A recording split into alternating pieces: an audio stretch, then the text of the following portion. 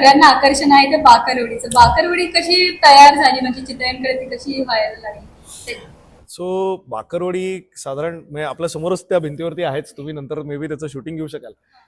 पण बाकरवडीचा शोध जो होता तो चितळे बंधूंना, माझ्या आजोबांना लागला आणि तो 1970 सालानंतर कधीतरी आम्हाला तो पदार्थ सापडला. तो एका गुजराती आचार्याने आम्हाला करून दाखवला आणि त्याचं एक मॉडिफिकेशन केलं आणि त्यातून जी चितळे बंधू विकतात ती बाकरवडी तयार झाली.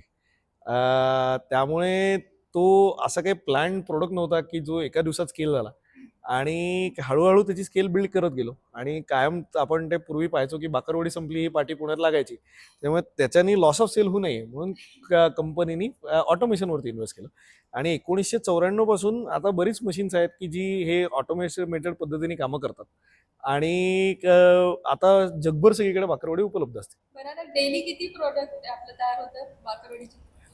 ते तासाला साधारण 1,500 ते 2,000 किलो आम्ही करतो, त्याच्यामुळे आता 24 तासात तुम्हीच पकडा किती होतं.